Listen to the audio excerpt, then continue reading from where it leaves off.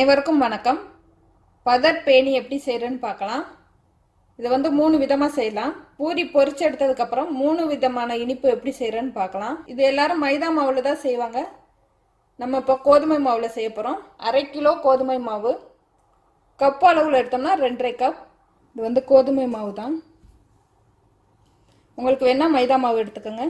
சீனி தேவையான அளவு. நான் ப்ரௌன் கலர் சுகர் எடுத்துருக்கேன். இனிப்பு எவ்வளோ தேவையோ அந்த அளவு சேர்த்துக்கலாம். இதை மிக்சியில் சேர்த்து பொடிச்சு எடுத்துக்கணும். தேவையான அளவு நெய், சின்ன கப்பால் 1 கப் நெய் எடுத்திருக்கேன். இது தேவையான அளவு சேர்த்துக்கலாம்.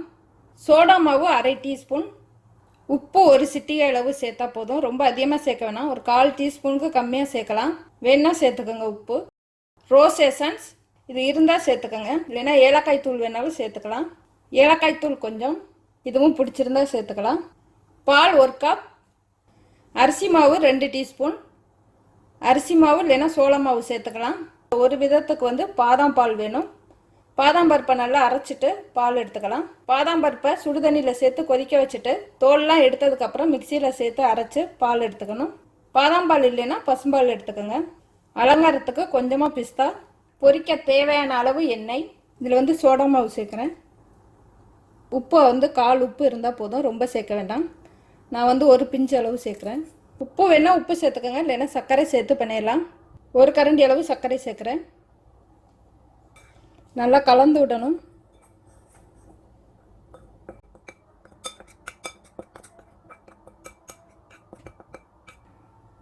கொஞ்சமாக நெய் சேர்த்து பண்ணிடுறேன். எல்லாத்தையும் சேர்க்க வேணாம். இது வந்து சப்பாத்தி உருட்டையில் தேய்க்கணும். கையால் நல்லா கலந்து விடணும். ஒரு 3 டேபிள் ஸ்பூன் அளவாவது சேர்த்து பிணையணும். எடுத்து வச்சிருக்கா பால் சேர்த்து பிணைஞ்சிக்கலாம். சப்பாத்தி மாவு பதத்துக்கு பிணைஞ்சிக்கணும். இப்போ தண்ணி சேர்த்து பிணையணும்.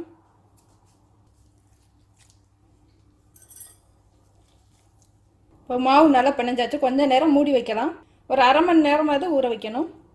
இப்போ எடுத்து வச்சிருக்க அரிசி மாவை ஒரு பெரிய கிண்ணத்தில் கொட்டிக்கிறேன். இப்போ மீதம் இருக்க நெய்யெல்லாம் இதில் சேர்த்துடலாம். நல்லா கலந்து விடணும்.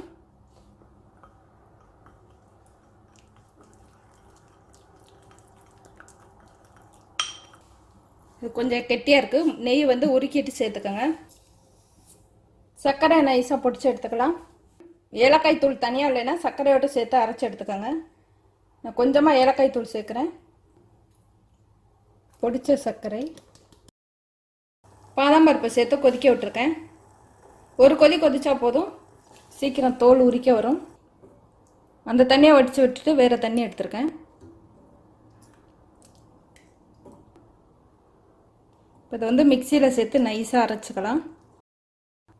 பசும்பால் எடுத்திங்கன்னா காய்ச்சி எடுத்துக்கணும். இதை வந்து கொஞ்சமாக தண்ணி சேர்த்து கலந்து காய்ச்சி எடுத்துக்க போகிறேன். அரைச்ச பாதாமில் தேவையான அளவு தண்ணி சேர்த்து கொதிக்க வைக்கிறேன். இன்னொரு விதத்துக்கு கொஞ்சமாக சர்க்கரை 1/4 கப் அளவு சர்க்கரை எடுத்திருக்கேன். இதில் வந்து 2 பூரி மட்டும்தான் சேர்த்து ஊற வைக்க போகிறேன். 1/4 கப் போதும். 1/4 கப் அளவு தண்ணி சேர்த்து சீரா காய்ச்சிக்கலாம். மாவு சேர்த்து வச்சு 1/2 மணி நேரத்துக்கு மேலே ஆயிடுச்சு. இதை வந்து மறுபடியும் எடுத்து நல்லா பிணைஞ்சு விட்டுட்டு சப்பாத்தி மாதிரி உருட்டி எடுத்துக்கணும். வீட்டில் அரைச்ச கோதுமை மாவு இருந்தால் நல்லா சவு மாதிரி வரும். ரெடிமேட் வாங்கினீங்கன்னா அந்த அளவு வராது. பாதாம்பால் நல்லா கொதிச்சிருச்சு. இதை வந்து அப்படியே ஆற விடலாம். ஒரே அளவில் கட் பண்ணி எடுத்துக்கணும்.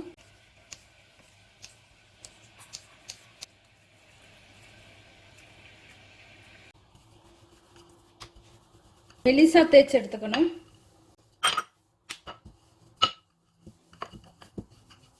எவ்வளோ மெலிசா தேய்க்கிறோமோ அந்த அளவு முறுமுறுன்னு வரும். இதை வந்து தனியாக எடுத்து வச்சிடலாம். இந்த மாதிரி 3 அடுக்கு தேய்ச்சிக்கணும்.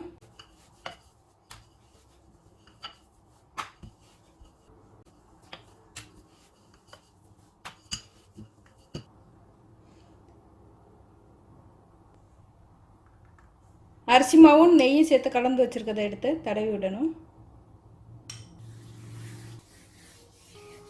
கொஞ்சம் நிறையவே தடவிக்கங்க, அப்போ தான் ஒட்டாமல் வரும். இழுத்து விடணும்.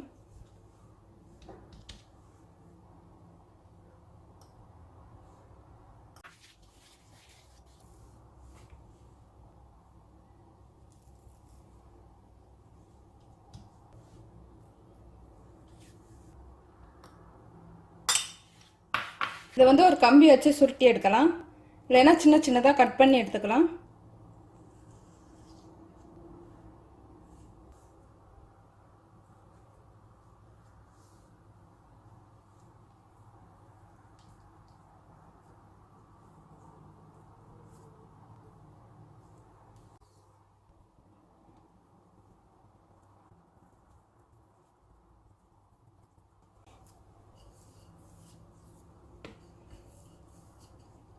ரொம்ப அழுத்தாமல் மேலாப்பில் தேய்ச்சி விடுங்க.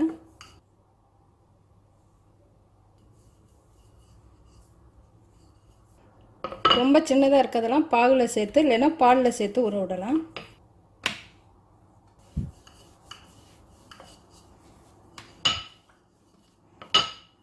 இது மேலே கொஞ்சமாக நெய் தடவிக்கணும். நல்லா மெலிசாக தேய்க்கணும். எவ்வளோ மெலிசாக தேய்ச்சிருக்கேன் பாருங்கள். இப்போ நீளமாக கட் பண்ணி எடுத்துக்கலாம். அப்படியே உருட்டிட வேண்டியதான்.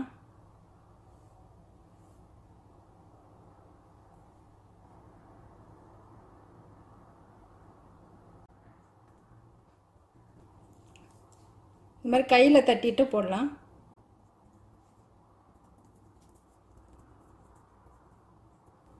இது வந்து கொஞ்சம் சின்னதாக வரும். இது வந்து பாலில் சேர்த்து ஊற வச்சு சாப்பிட சுவையாக இருக்கும். ரொம்ப பெருசாக உள்ளது சீக்கிரம் ஊறாது. எது விருப்பமோ அதே மாதிரி தட்டிக்கலாம். கையை வச்சுட்டு இப்படி அழுத்தி விட்டாலே போதும்.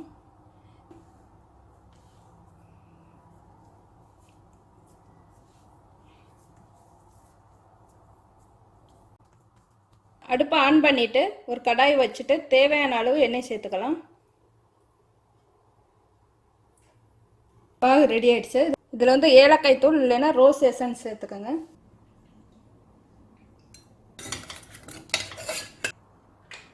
எண்ணெய் காஞ்சிடுச்சு. இப்போ இந்த பூரியெல்லாம் எடுத்து பொரிச்சு எடுத்துடலாம்.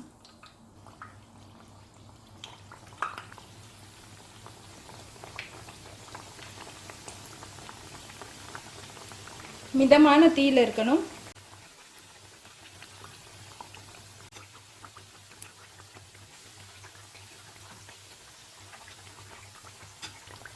சின்னதும் இதில் சேர்த்தே பொரிச்சிடுறேன். உள்ளெல்லாம் நல்லா வேகணும். எவ்வளோ நைஸாக தைக்கிறோமோ அந்த அளவு நல்லா வரும். இதெல்லாம் எடுத்துடலாம்.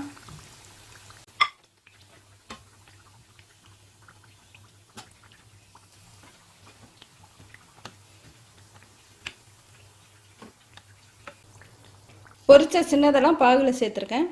இந்த ஊற விடுறதுனால அப்படியே பாகில் ஊற விடலாம். கொஞ்சம் ஒரு பிரட்டிட்டு எடுத்து வைக்கலாம். இதிலே 2 விதம் இருக்குது. பாகில் ஊற வைக்கிறது ஒன்று, கொஞ்சமாக பிரட்டிட்டு எடுக்கிறது. நான் அப்படியே எடுக்கிறேன்.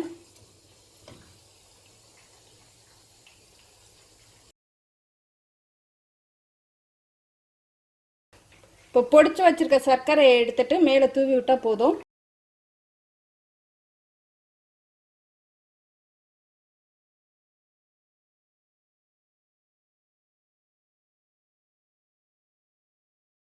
நம்மளுக்கு எவ்வளோ இனிப்பு வேணுமோ அந்த அளவு தூவிக்கலாம். பூரி சூடாக இருக்கையிலே தூவிடணும், அப்போ தான் நல்லா பிடிச்சிக்கும்.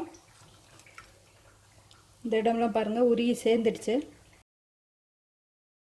நல்லா லேயராக வந்திருக்கு. சர்க்கரை தூவுறதுனா தூவலாம், அந்த இல்லைன்னா இந்த மாதிரி பிரட்டிட்டு எடுத்து வைக்கலாம்.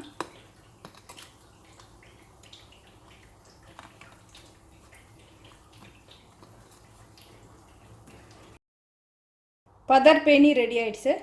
இப்போ இதில் இந்த சின்னதாக எடுத்து நம்ம பாலில் சேர்த்து ஊற விடலாம்.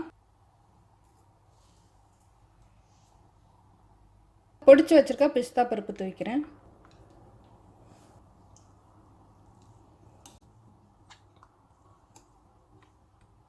பொடிச்சு வச்சிருக்க சர்க்கரையிலேருந்து தேவையான அளவு இனிப்பு சேர்த்துக்கணும். ரோஸ் எசன்ஸ் சேர்த்துக்கலாம் கொஞ்சமாக.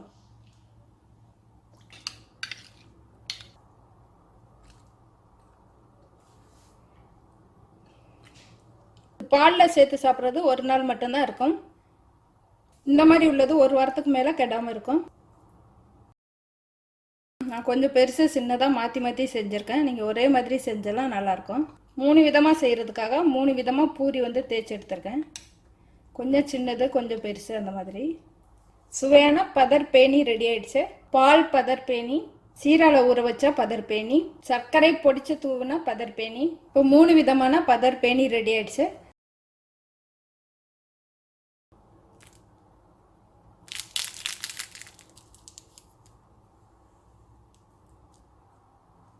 எல்லாரும் இது வந்து மைதா மாவுல செய்வாங்க. நான் கோதுமை மாவுல செஞ்சுருக்கேன். மைதா வந்து நல்லது கிடையாது, அதனால கோதுமை மாவுல செஞ்சுருக்கேன்.